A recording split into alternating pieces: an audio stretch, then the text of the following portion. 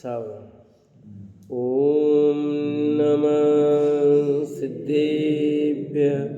ओम नमः सिद्धेभ्यः। ओम नमः सिद्धेभ्यः। ओम जय जय जय। नमोस्तु नमोस्तु नमोस्तु। नमो अर्यन्ताणं नमो सिद्धाणं नमो वैरियाणं नमो वज्रायाणं नमो लोये सवसाणं। मंगलम भगवान वीरो मंगलम गौतमो गणी मंगलम कुंद कुंदारो जैन धर्मोस्तु मंगलम। सर्वमंगलम मांगल्यम सर्वकल्याणकारकम प्रदानम सर्वधर्माणां जैनम जयतु शासनम जैनम जयतु शासनम। अरिहंत देव वंदे गुरु वंदे नगणनाणविहरायो धम्मदया मे वंदे कम्मख कारणम शुद्धम। बोले जिनवाणी मात की जय हो। बोले सरस्वती मात की जय हो। सुदृष्टि तरंगिणी नाम का ग्रंथ पंडित टेकचंद जी कृत और अपने यहाँ पर नाम कर्म की चर्चा चल रही है। उसकी जो प्रगतियाँ हैं उन प्रगतियों की भेदों की चर्चा, उसमें 4 गत्यानुपूर्वी हो गए थे, 5 शरीर हो गए थे, पंचबंधन और पंचसंगात भी हो गए थे, 5 जाति भी हो गई थी। तो उस दिन कहा था जातियाँ 5 हैं खाली। कौन कौन सी? 1 इंद्री, 2 इंद्री, 3 इंद्री, 4 इंद्री और 5 इंद्री। बाकी तो सब बनी बनाई जातियाँ जबरदस्ती। शाश्वत जातियाँ तो ये 5 ही हैं। ये शाश्वत है ये बनी बनाई नहीं, ये अनादि की है और शाश्वत है। तो यही 5 जातियाँ हैं। बाकी तो जितनी भी जाति कहते हैं वो सब कृत्रिम है, बनी बनाई है। उसकी आगे की बात अपन करते हैं। Page number 81। अंगोपांग। 2 हाथ, 2 पैर, 1 मस्तक, 1 नितंब, 1 छाती, 1 पीठ, ये 8 तो अंग हैं तथा अंग में जो लक्षण हो वे उपांग हैं। जैसे शीश में मुख, कान, नाक, नेत्रादि ये उपांग हैं तथा हाथ पैरों की उंगली आदि अनेक चिन्ह उपांग हैं। थोड़ा सा यहाँ समझना है, ये मुख, नाक, कान, नेत्रादि उपांग कहें। उपांग क्या है? ये तो असली में अंग हैं। 5 इंद्रियां है ना, इंद्रियों में आ गए उसके। अंगोपांग में 2 हाथ और 2 पैर, 1 मस्तक, 1 नितंब, ठीक है, 1 छाती और 1 पीठ, ये 8 अंग माने हैं। और आपको 9 स्थान पर केसर लगाते हैं। कौन से 9 स्थान है? कुले,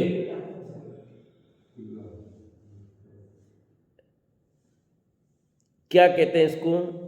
9 स्थानों पर जब हम भगवान का पूजन करते हैं तो 9 स्थानों पर केसर लगा के करते हैं।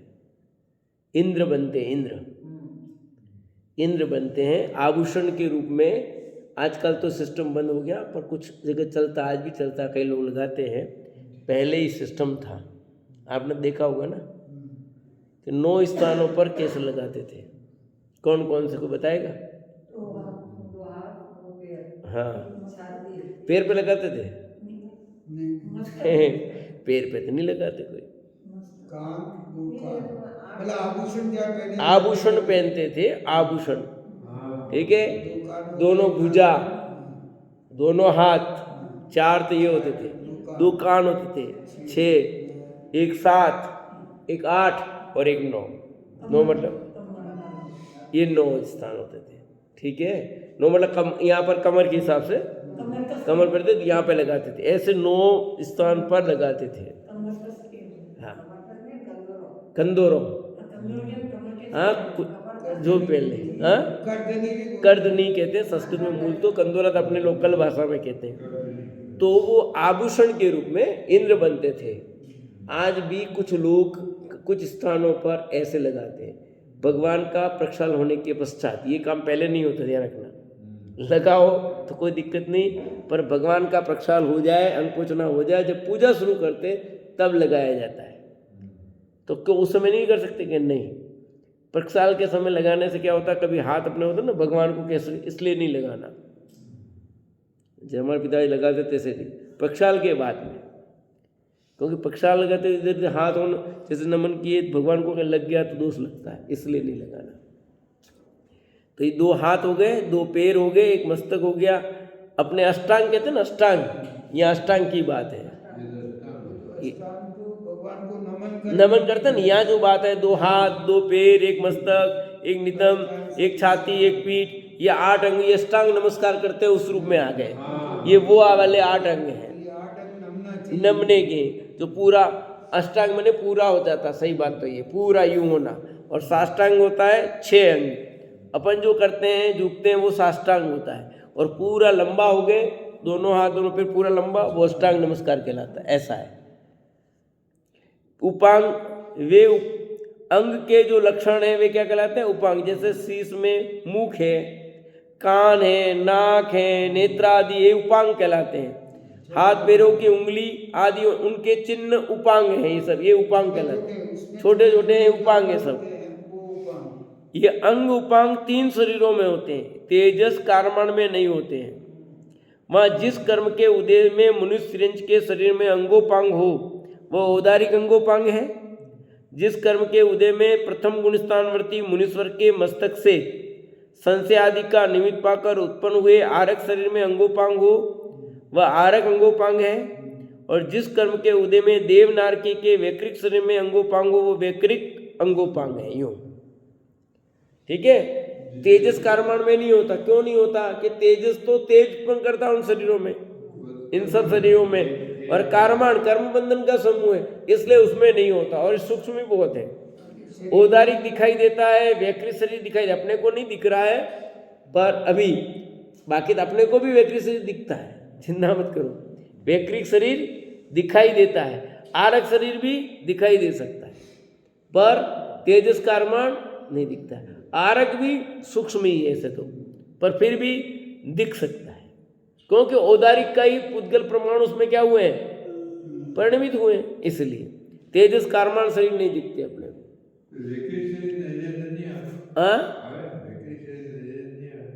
अभी नहीं दिखता अपने को, क्योंकि अपने ऐसे नहीं है। बाकी देव आते, देव दिखाई नहीं देते हैं। वो क्या ऐसा भी होता है, वो चाहे तो दिखे। हाँ, अभी भी दिखता है, अभी भी देव चाहे तो दिख जाए, तो अपने को दिखे, वो नहीं चाहे तो नहीं। हाँ, अभी भी जो देव है जिसको दिखाना चाहे उसको दिखते हैं, नहीं दिखता ऐसा नहीं है।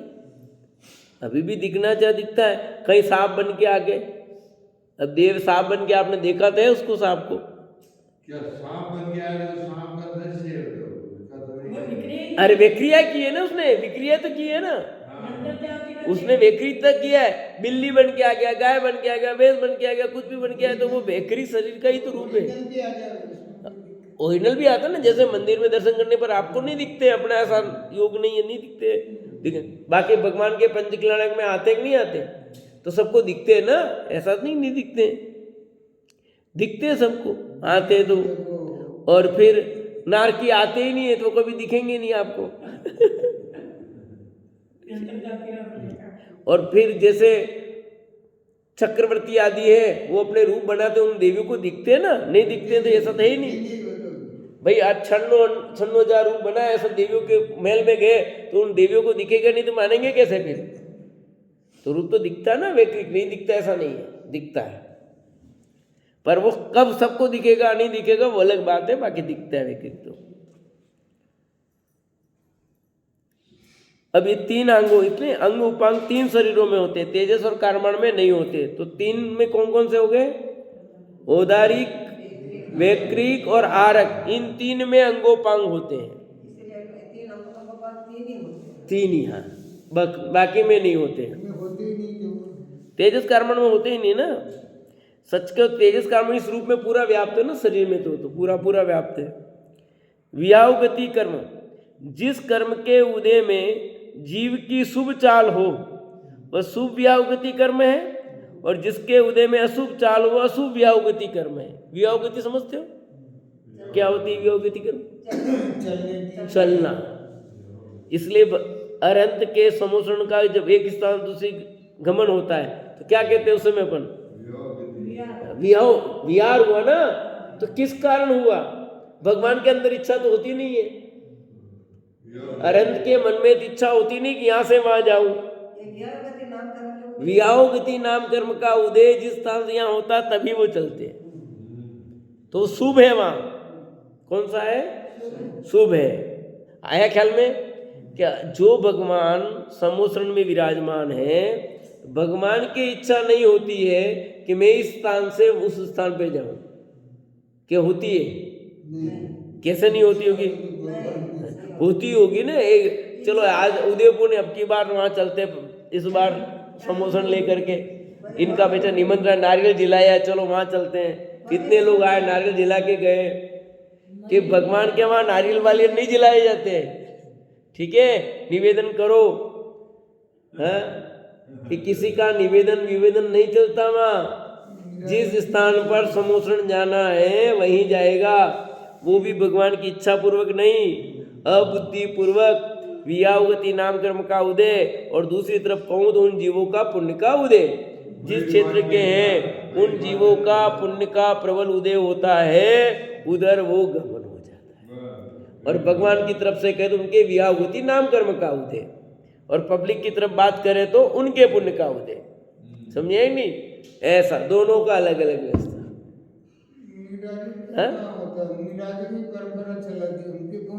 नहीं, उनका मतलब ही नहीं है। फिर भी वहां तो तुम निवेदन करो तो आ जाए जैसे भी आज भी, पर यहाँ तो आज भी नहीं आएंगे ना कोई भगवान। सिस्टम नहीं है, सिस्टम ही नहीं है कोई। भगवान तो आएंगे ही नहीं।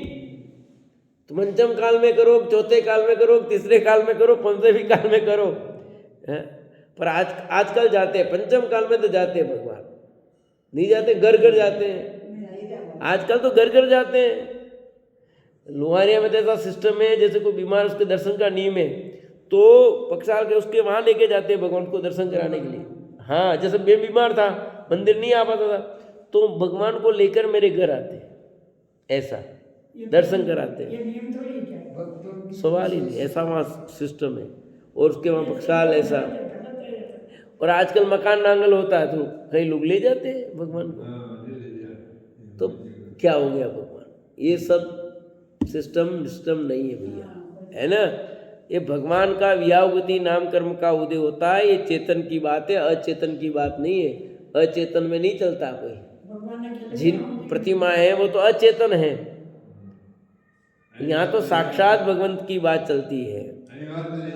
हाँ, आपके वियावगति कर्म का उदय होता है कि नहीं होता है बताओ। चलो, क्या खाली अरंतों की बात है? सबके होता है, क्योंकि आप चलोगे कैसे? लिखा ना, जिस कर्म के उदय से जीव की शुभ चाल हो वह शुभ व्यावगति कर्म है, जिसके उदय में अशुभ चाल हो वह अशुभ व्यावगति कर्म है। आपकी चाल बढ़िया चल रही है, व्यवस्थित चल रही है तो शुभ है, और चाल बेढंग हो गई आपकी, जैसे हमारी हुई है। ठीक है ना, बेढंग हो गई है, सही चाल नहीं चल रही है, तो अशुभ व्यावगति कर्म का उदय भी यूं चलना पड़ रहा है, लाठी लेके चलना पड़ रहा है, तो अशुभ व्यावगति कर्म का उदय है। शुभ वियावगति कर्म का उदय होता, सीधे चलेंगे, आराम से चलेंगे। इस प्रकार ये 65 पिंड प्रगतियां कही।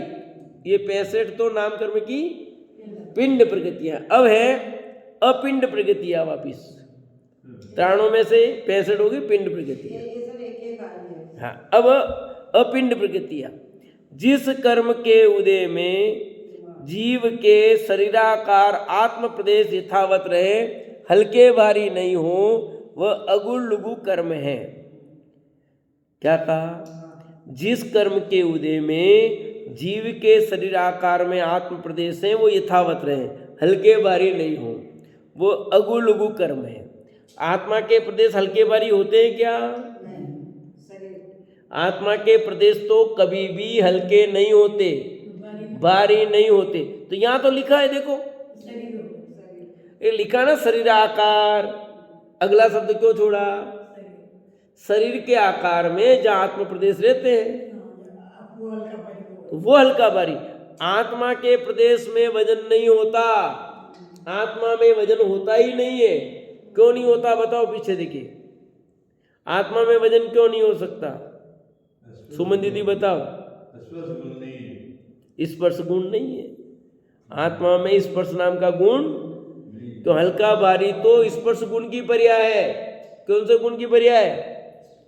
स्पर्श गुण की पर्याय है। और स्पर्श गुण पुद्गल में होता है, जीव में नहीं होता। तो आत्मा हल्का भारी कैसे होगा? आया ख्याल में सुमन दीदी? हाँ, आत्म प्रदेश यथावत रहे, हल्के भारी नहीं हो। अगुलगु कर्म है जिसके उदय से शरीर में ऐसे स्थान हो जिनसे पवन ग्रहण करे निकले, वह श्वासोश्वास कर्म है। अब हवा आती और जाती है ना, श्वासोश्वास कर्म इसमें। जिसके उदय में ऐसा शरीर हो जो मूल में तो शीतल हो, जिसकी प्रभा उष्ण हो, वह आतप कर्म है। देखो, शरीर मूल में तो ठंडा है पर उसकी प्रभा कैसी होती है? ये सब शरीर में होते हैं चीजें ऐसी, वह आतप कर्म है। यह प्रगति सूर्य विमान संबंधी पृथ्वी कायिक जीव के होती है। किसके होती है? पृथ्वी कायिक। इन एकेंद्रीय बिना अन्य स्थावरों के इसका उदय नहीं है। इन एकेंद्रीय बिना अन्य स्थावरों के इसका उदय नहीं है। जिसके उदय में शरीर शीतल हो, उसकी प्रभा भी शीतल हो, वह उद्योत कर्म है। यह प्रकृति एकेंद्रीय आदि पंचेंद्रीय त्रिंचों के होती है, तीन गतियों में नहीं होती। यानी त्रिन गति में मनुष्य, देव और नारकी में नहीं है। जिसके उदय से जिस शरीर में ऐसे चिन्ह अंगोपांग हो जिनसे अपना ही गात हो, जैसे संभर, बारहसिंगा के सिंगादि, जिनके बाढ़ से वह मरता है, वह उपघात कर्म है। लो, खुद के से खुद मरता है, खुद के शरीर के अंगों से खुद के अंगों से खुद का ही घात हो गया। वो सींग वगैरह उनकी लग जाती है। हाँ, वहाँ अपघात लिखा है, इसमें उपघात लिखा है। जैसे अपन कह सकते हैं, जैसे अपने नाखून वगैरह ऐसे है ना, हाँ, अपने को लग जाता है, अपना ही घात हुए तो वो अपघात ही। यूट्यूब में बना था एक ऐसा जानवर, उसके सींग ये यहाँ गले में लपेट लो। हाँ हाँ, होता है ना। जिसके उदय से शरीर में ऐसे चिन्ह अंगोपांग हो जिससे स्वयं दूसरों का घात कर सके, वो परघात कर्म है। वो परघात हो गया। खुद का घात उपघात या अपघात, और दूसरों का करे वो परघात कर्म। ये सब कर्म की उद्यावली बता रहे हैं, सब नाम कर्म की प्रकृतियां अलग अलग है, उनका स्वरूप अलग अलग है, न्यारा न्यारा है। निर्माण प्रगति के दो भेद हैं। अब स्थान निर्माण और प्रमाण निर्माण। कौन से? स्थान निर्माण और प्रमाण निर्माण। जिसके उदय से शरीर में अंगोपांग यथा स्थान हो, वह स्थान निर्माण कर्म है। और जिसके उदय से शरीर में अंगोपांग के प्रमाण यथावत हो, वह प्रमाण निर्माण कर्म है। यदि प्रमाण निर्माण ठीक नहीं हो तो अंगोपांग हीनाधिक हो, उंगली 4 हो, 6 उंगली हो जाए, हाथ पैर नाक नेत्र कानादि छोटे या बड़े हो जाए, तथा यदि स्थान निर्माण ठीक नहीं हो, अंगोपांग स्थान पर न हो, तब असुआमने हो। इस प्रकार निर्माण प्रगति दो प्रकार की जानना। दो प्रकार की बता, एक स्थान निर्माण और एक प्रमाण निर्माण। स्थान का मतलब जगह से, और प्रमाण माने उसका जितना नाप है वो। ठीक है, जैसे कान है, ये कान का नाप कितना होगा? जो मूर्ति बनाते हैं ना, वो मूर्तिकार जैसे 18 इंच की मूर्ति है, 18 इंच की मूर्ति में कान कितना होगा? नाक कितना होना चाहिए? आँख कितनी होनी चाहिए? वो नाप सही नहीं होगा तो मूर्ति बेढंगी लगेगी, नहीं लगेगी? अब वही मूर्ति अपने को मान लो 11 इंच की बनानी है, तो 11 इंच के हिसाब से कान चाहिए, 11 इंच के हिसाब से नाक चाहिए, आँख चाहिए। तो वो सब तो हुआ प्रमाण निर्माण। तो ये तो शरीर अपन मूर्ति में बताया, ऐसे शरीर में लगाना कि शरीर जिसका है उस शरीर के मुताबिक उसका हाथ नाक पेट जो भी है वो बराबर उतने हैं कि नहीं, वो बराबर है तो सही है, और नहीं है कम ज़्यादा हो गए तो उसमें गड़बड़ हो गया। तो ये लिखा जिसके उदय से शरीर में अंगोपांग यथा स्थान हो वह स्थान निर्माण कर्म, और जिसके उदय में शरीर अंगोपांग के प्रमाण यथावत हो प्रमाण निर्माण कर्म। अब प्रमाण निर्माण में भी प्रमाण निर्माण ठीक नहीं हो तो अंगोपांग हीनाधिक होंगे। उंगली 4 है किसी के 6 उंगली देखी आपने। अब हम स्मारक में पढ़ते थे, मेरा एक दोस्त था साथ में इस शास्त्री, उसके 6 उंगली थी। किन्हीं के होती है, ये कम होता है आशा। हाथ पैर नाक नेत्र कान आदि छोटे या बड़े हो जाए, ये तो होता, बहुत मिल जाएगा आपको। स्थान निर्माण ठीक नहीं हो, अंगोपांग स्थान पर नहीं हो, जहां होने चाहिए वहां थोड़े आगे पीछे हो, ऐसा होता है। आप देखो, पर ऐसे कम केस होते, पर होते हैं। दोनों जुड़मा हो गए, दोनों का ऐसे आ गया, देखा आपने। अब जहां चाहिए मुंह दोनों, प्राण दो हैं और अंग एक ही है दोनों का। हाँ, ऐसे केस होते नहीं होते। वो सब कारण क्या, शरीर नाम कर्म की तो है उसमें सब, दोनों यूं ऐसे ऐसे देखे। हाँ, एक गुदा है, क्या करे, दोनों जीरे। क्या स्थिति, कौन सा कर्म का बंधन किया ऐसा उन्होंने कि दोनों एक साथ यूं पैदा हो गए। बोलो, एक साथ 2 जना है। हाँ, दोनों मुंह अलग पर सब शरीर एक पूरा। कैसे कैसे जन्म हुए, जी रहे हैं, कैसे चल रहा है, कैसा कौन सा परिणाम किया होगा उस जीव ने, उसका परिणाम में वो ऐसे हो गए। बोलो, अर्धनारीश्वर कि मैं भी ऐसा बनूं, ऐसा कहीं भाव कर दिया होगा, देख करके अर्धनारीश्वर है ना रूप बना हुआ, उसको देख करके उसने बोला कि मैं भी, मेरा भी ऐसा ही रूप हो, कहीं ऐसा भाव किया होगा, कहीं कुछ किया होगा, वो ऐसे हो गए। बोलो, कौन सा परिणाम हो जिसके फल में ऐसे हो गए। बोलो, केस कम होते थे पर बिना परिणाम के तो नहीं हुआ वो। ऐसा जीव 2 है, 2 जीव है, जीव 2 है।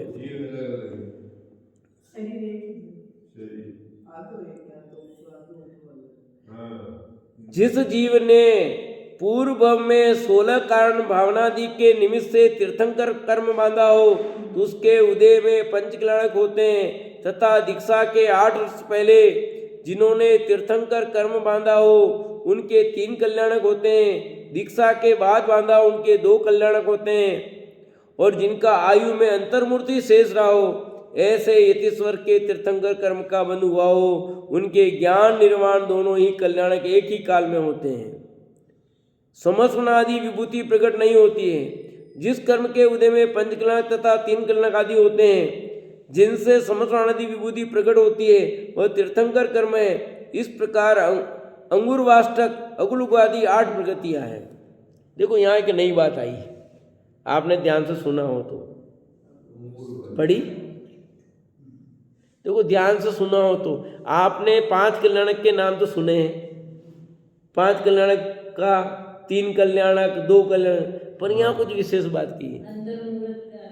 2 कल्याणक वाली बात और आई एक जो है कि 3 जिनके 5 कल्याणक है तो पूर्व में बांध करके आया वो तीर्थंकर प्रगति का बंध। जिसके पूर्व में तीर्थंकर प्रगति का बंध हुआ है उस जीव के तो 5 ही कल्याणक होते हैं। 5 कल्याणक के नाम बोलना सुमन दीदी।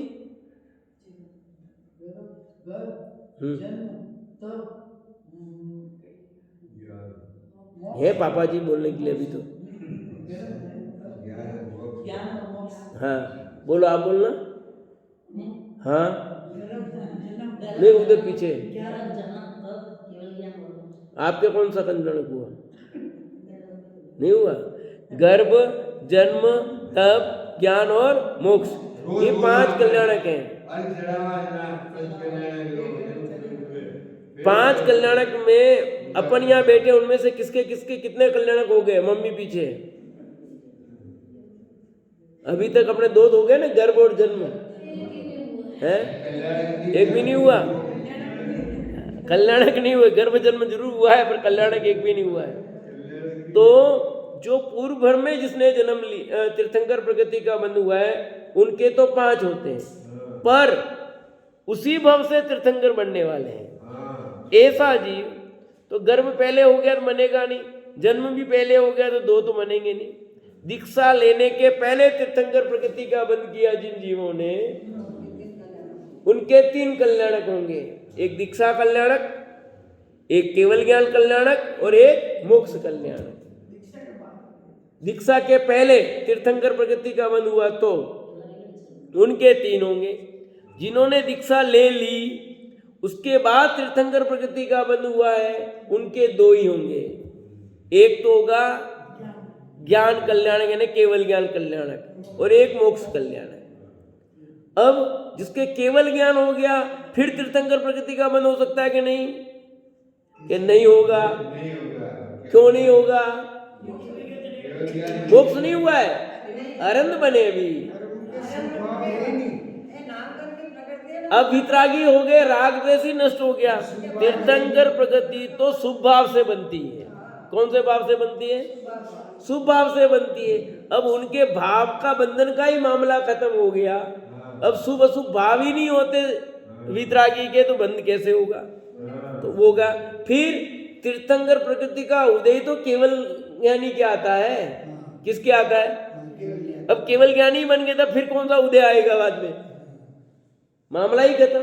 तो वो बात को यहाँ देखो कैसे लिखा, वो समझना है।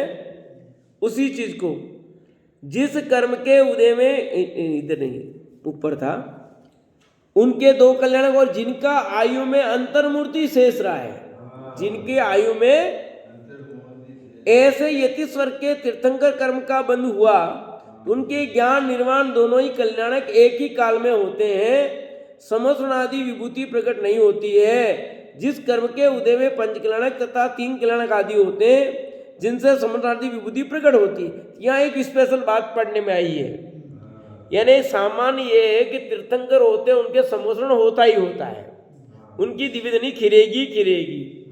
उससे हट करके बात थोड़ी सी ये है कि ऐसे मुनिराज जिनकी आयु कब एक मूर्ति ही शेष रहा है, बस अंतर्मूर्त को 48 मिनट एक ही बात है, वो उनका काल अल्प रह गया, 1.25 घंटा ही आयु समझो अपने थोड़ा समझने के लिए। अब आयु बहुत कम रह गई है और इधर तीर्थंकर प्रकृति का बंद कर लिया उन्होंने। पहले नहीं किया, कब किया? आयु का शेष भाग जो रहा उसके समय ही उन्होंने तीर्थंकर प्रकृति का बंद हो गया उनके। तो क्या होगा? कल्याणक तो 2 होंगे, केवल ज्ञान कल्याणक भी होगा और मोक्ष भी होगा। तो केवल ज्ञान कल्याणक और मोक्ष कल्याणक दोनों एक साथ हो जाएंगे। होंगे लिखा है इन्होंने। होंगे मतलब अब मनाने वाला क्या है और मनाया क्या जाएगा, पर वो हो गए यूं। सत्य तो ये कि अब क्या उसमें हुआ?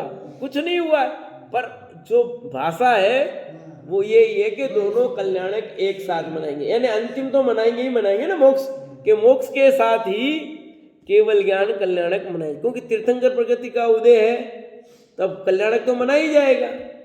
नहीं मनाया जाएगा ऐसा तो है नहीं, क्योंकि देवों को पता लगा और कंपन मान तो होती है हर बार, तो कल्याणक तो मनाएंगे ही। पर वो मोक्ष कल्याणक के समय ही उनका केवल ज्ञान मोक्ष कल्याण दोनों एक साथ मनाएंगे। क्यों मनेंगे? कि पीरियड ही नहीं है ना पहले मनाने का, अंतर्मूर्त में सब काम हो गया है।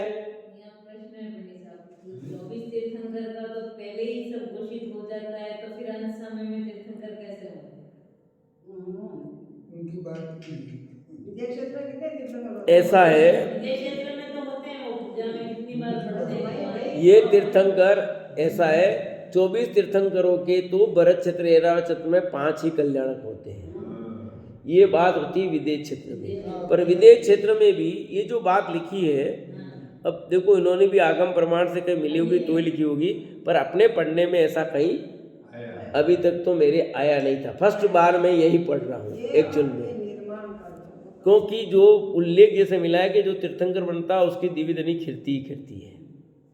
दिव्यधनी ठीक थी। खिड़ना है। तीर्थंकर प्रकृति का उद्देश्य क्या मतलब यही होता है कि दिव्यधनी का खिड़ना। हाँ, ऐसा। खिलनी चाहिए। पर अब देखो अपना ज्ञान छोपसम है, आपने कहीं इतना गहरा अध्ययन होगा उसी आधार पर लिखा होगा, इसलिए मैं इसको झूठ साबित नहीं कर सकता। नहीं, अपने यहाँ तो होते नहीं है। है, वो है तो विदेश क्षेत्र की बात है, पर विदेश क्षेत्र में भी 20 तीर्थंकर इतने फटाफट का होना, उसने फिर भी आपने यहाँ आया है तो कहीं न कहीं कोई प्रमाण के आधार पर लिखा होगा, तो अपन इस बात को ऐसे नहीं कह सकते हैं कि गलत है। नहीं गलत की हाँ। बात नहीं कह रही मैं, है तो विदेश क्षेत्र की ही बात है, कोई यहाँ तो फिक्स है जो तीर्थंकर। अपने यहाँ भरत क्षेत्र ऐरावत क्षेत्र में तो 5 कल्याणक वाले ही होते हैं, 4 वाले 3 वाले 2 वाले कोई होते नहीं। 4 तो किसके नहीं होते, वहाँ भी नहीं होते, विदेश क्षेत्र में भी नहीं होते, वहाँ भी 2 5 वाले 3 वाले 2 वाले होते हैं। पाँच ही भेज और यहाँ भी 2 कल्याणक तो लिखा ही है। बस इतनी सी बात लिखी उन्होंने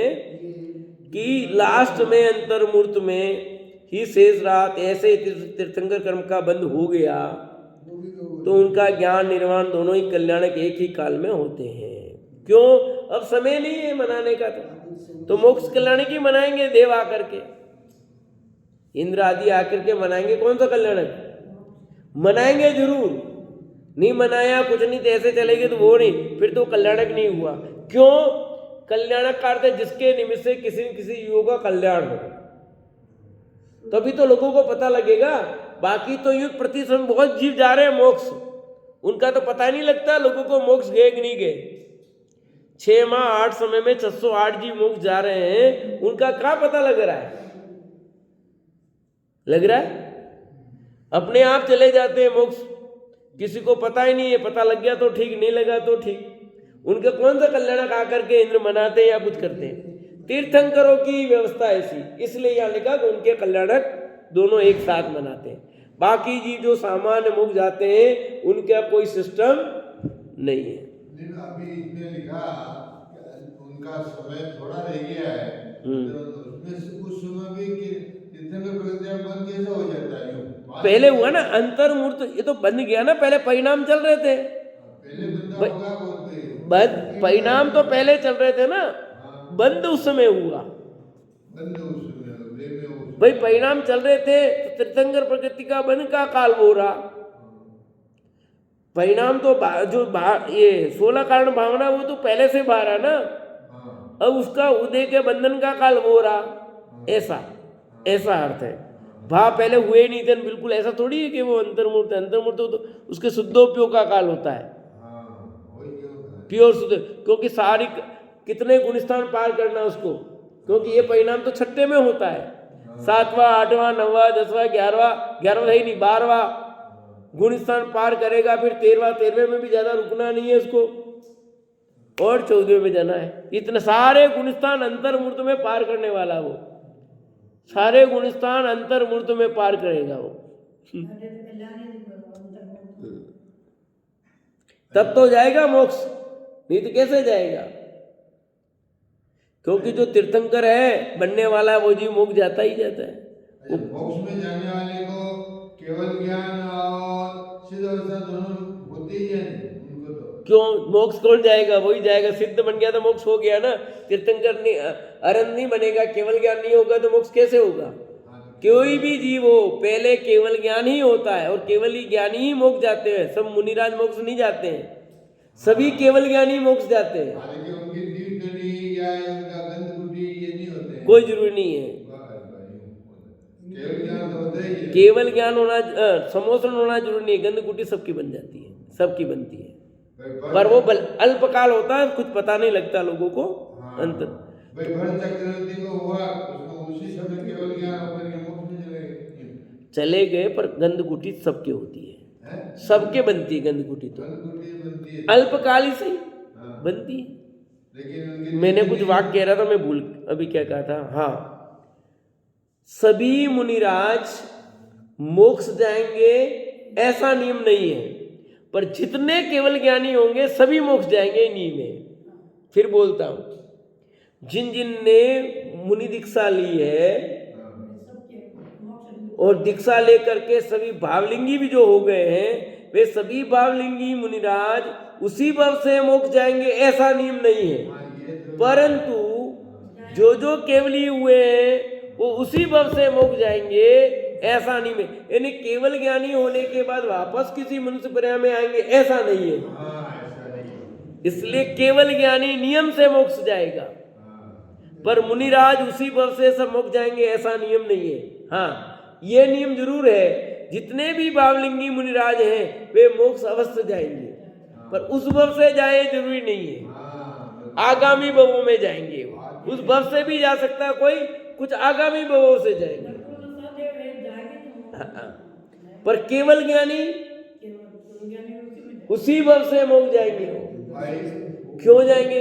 अब काम क्या रहा है? कुछ रहा ही नहीं, केवल ज्ञान हो गया, अब तो सिद्धता ही प्राप्त होनी है। ठीक है, सर्वासिद्ध में जाके आएंगे, वो सर्वासिद्ध में जाने वाले कौन? भावलिंगी जो होते हैं, हाँ, भले वो अपने तो मोक्ष की बात चल रही है, है ना? हाँ, मोक्ष कौन प्राप्त करेगा? नहीं, वो मतलब मुनि हुए, भावलिंगी हुए थे, लेकिन उनको मतलब नहीं हुआ, मतलब तो केवल ज्ञान नहीं हुआ, मोक्ष नहीं गए, वहाँ सर्वासिद्धि चले गए। बिल्कुल, वापस आना कोई से भी हो सकता, सर्वासिद्धि सब जाए जरूरी नहीं है। आगे चलते देखो, जिस जीव ने, यहाँ हो गया, उसके बाद जिस कर्म के उदय में पंच कल्याण तथा तीन कल्याण आदि होते हैं, जिनसे समस्रणादि विभूति प्रकट होती है, वे तीर्थंकर कर्म है। यानी तीर्थंकर कर्म के उदय में समस्रणादि विभूति प्रकट होती है। इस प्रकार अगुरवाष्टक अगुल उगादि 8 प्रगतियां हैं टोटल। अब आगे द्वीक 10 युगल प्रगतियां कहते हैं, जो जोड़े में होती है। वहाँ जिसके उदय में जीव अपने योग्य 4, 5, 6 प्राप्ति धारण करता है, वह प्राप्ति कर्म है। और जिसके उदय में शरीर पर्याप्ति पूर्ण नहीं हो पहले ही मरण करे, वह प्राप्ति कर्म है। पर्याप्ति समझते हो ना? शरीर के जो अंगोपांग है, शरीर जो है 5 और 6 प्राप्ति है, ये पर्याप्ति जिसके पूर्ण हो जाए वो पर्याप्त, और जिसकी पर्याप्ति पूर्ण नहीं हो वह अपर्याप्तक। तो अपर्याप्तक और पर्याप्त दोनों, हाँ, पर्याप्तक और अपर्याप्तक दोनों होते हैं। किस में होते हैं? क्या मनुष्य भी अपर्याप्तक होते हैं? हैं? हाँ, मनुष्य में होते हैं। होते हैं मनुष्य भी। हाँ, समूर्छन मनुष्य हो गया, आयु अंतर्मूर्त की होती है उनकी, और चले जाते हैं। मनुष्य पर्याय मिली पर कोई काम की नहीं, कोई काम की नहीं मनुष्य पर्याय। संगी पंचेंद्री भले वो, क्योंकि मनुष्य सब संगी पंचेंद्री होते हैं, पर कोई लेना देना नहीं है। एक मनुष्य पर्याय, ऐसी कितनी मनुष्य पर्याय खत्म हो जाती है, बोलो। अपने को ऐसा सुंदर अवसर मिला है, इतनी सुंदर पर्याय मिली है, और उस पर्याय में अपन सदुपयोग नहीं किया, फिर कहाँ चले जाने की तैयारी कर रहे हैं पता नहीं। जिसके उदय से शरीर पर्याप्ति पूर्ण नहीं हो पहले ही मरण करे, वह पर्याप्ति कर्म है। जिस कर्म के उदय में एक शरीर का स्वामी एक जीवी हो, देखना, जिस कर्म के उदय में एक शरीर का स्वामी एक जीवी हो वो प्रत्येक कर्म है। जिसके उदय में एक शरीर के अनंत जीव स्वामी हो वह साधारण कर्म है। अभी पूछ रहे थे ना शरीर कितने, अब जिस शरीर का, एक शरीर का मालिक एक जीव हो वो प्रत्येक कहलाता है। जिसमें शरीर एक हो उसमें जीव अनेक रहते हो, क्या कहलाएंगे? साधारण वनस्पति। प्रत्येक वनस्पति साधारण वनस्पति कहते हैं, उसका मतलब यही है, शरीर एक और जीव अनेक। इसलिए अपन आलू का उदाहरण देते हैं हमेशा, एक सुई की नोक में असंख्या शरीर, और एक शरीर में अक्षय अनंत जीव। वो क्या है? वो ये साधारण वनस्पति की तो बात है। अभी अपना है, अपन प्रत्येक है कि नहीं है? ये तो वनस्पति है, उसके भेद है। रुको तो सही, ये वनस्पति के दो भेद है। प्रत्येक वनस्पति साधारण वनस्पति, अपन प्रत्येक में नहीं आते, प्रत्येक वनस्पति में नहीं आते, ठीक है? अपन प्रत्येक वनस्पति में नहीं आते हैं। जिस कर्म के उदय में एक शरीर का स्वामी एक जीव हो प्रत्येक कर्म है, प्रत्येक वनस्पति की बात है। जिसके उदय में एक शरीर में अनंत जीव स्वामी वो साधारण कर्म है, निगोदिया जीव सब इसी में आते हैं। प्रत्येक वनस्पति शरीर का एक ही स्वामी है ना अपन। हाँ हाँ वो बराबर, पर ये जो भेद है ना वो आपका कहना बराबर है, पर ये जो भेद है ना वनस्पति काय के भेद है। वनस्पति के दो भेद है, प्रत्येक भी होते हैं साधारण भी होते हैं। हाँ। तो दूसरे जीव भी जो एक शरीर का एक मालिक है वो भी तो प्रत्येक ही कहलाएगा ना। प्रत्येक वनस्पति नहीं है, साधारण प्रत्येक वनस्पति नहीं है ना। नहीं, वनस्पति की बस बाकी एक शरीर के हिसाब से प्रत्येक कहो, कोई बात नहीं कहो, पर वो नहीं है यहाँ। जिसके उदय में एक शरीर में अनंत जीव स्वामी हो वो साधारण कर्म है। जिसके उदय में दुख आने पर दुख मिटने की शक्ति हो और सुखी होने के लिए अपनी शक्ति के अनुसार शरीर को चंचल कर सके वह तरस कर्म है। अब तरस और स्थावर के भेदक नहीं तो अपन तरस में आएंगे। जिसके उदय में दुख आने पर दुख मिटने की शक्ति हो, सुखी होने के लिए अपनी शक्ति के अनुसार शरीर का चंचल कर सके वह तरस कर्म है। बोलो ये इस पर ये परिभाषा देखो तरस कर्म की क्या परिभाषा दी है। जिसके उदय में दुख आने पर दुख मिटने की शक्ति हो, सुखी होने के लिए अपनी शक्ति के अनुसार शरीर को चंचल कर सके वह तरस कर्म है। अब दुख मिटने की शक्ति कहाँ है, हमारा दुख आया कहाँ मिट रहे, पर यहाँ मतलब सोचता है, ये पहले उपाय करता है, इतना अर्थ लेना। हाँ पहले तरस की एक परिभाषा थी, जो चलते फिरते हो वो तरस, करते हो हाँ, ऐसे ही भाग में यही थी। सुखी होने के लिए अपनी शक्ति के अनुसार शरीर को चंचल कर सके। अब देखो इल्ली है करती है ना, प्रतिकार कर सके, प्रतिकार करने का भाव हो।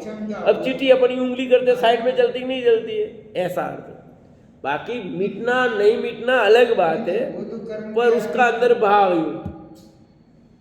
जिसके उदय में सुख दुख आने पर अपने स्थान पर ही सहे लेटने का समर्थ हो स्थावर कर्म है। और पृथ्वी का एक, जल का एक, अग्नि, कुछ भी दुख करो बेचा कोई प्रतिक्रिया व्यक्त नहीं कर सकते, कुछ प्रतिकार नहीं कर सकते। मर्जी हो कहीं से भी काटो, कहीं से भी कुछ भी करो, कुछ भी नहीं है। अब बिल्ली थोड़े से भी यूं जाती है, उपाय करती है हटने की। चींटी देखो कितना उपाय करती है, मक्खी करती है, सब करते हैं, परंतु एक केंद्रीय जीव नहीं कर पाता है, कोई प्रतिकार नहीं कर सकता है, वो स्थावर है सब।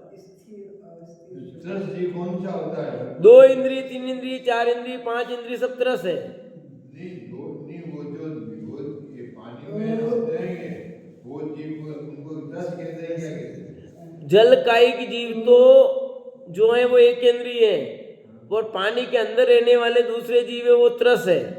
हाँ, तो अंदर रहने वाले- स्वयं पानी तो जल कायिक है, और पानी के अंदर पाए जाने वाले जो जीव है वो तरस है। 2 इंद्रिय भी होते हैं, 3 इंद्रिय भी हो सकते हैं, 4 इंद्रिय भी हो सकते हैं, उसके 5 इंद्रिय भी उसमें हो सकते हैं।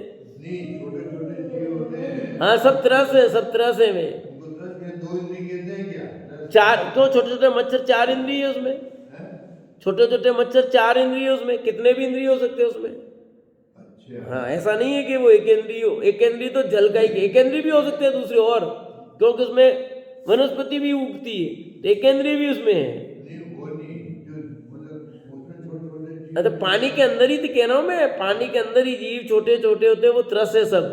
हाँ, वो- उन्हीं को छानते हैं। हाँ बाकी आप एक इंद्रिय जल को तो क्या छानोगे, आते ही नहीं तो वो क्या तरस छानेगा? छानने का ही है, असंख्यात तरस जीव ही समय हो बताए। गया भैया, ठीक है। तो यहाँ पर अपने ये बात हुई, शेष और चर्चा आगे चलेगी।